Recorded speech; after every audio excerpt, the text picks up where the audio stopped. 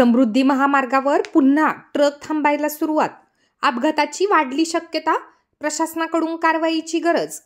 समृद्धी महामार्गावरील बुलढाणा जिल्ह्याच्या मेहकर तालुक्याच्या डोणगाव येथील पेट्रोल पंपाजवळ समृद्धी महामार्गाच्या लेनवरच अनेक ट्रक तासनतास थांबत असल्याचा प्रकार पुन्हा एकदा सुरू झाला आहे.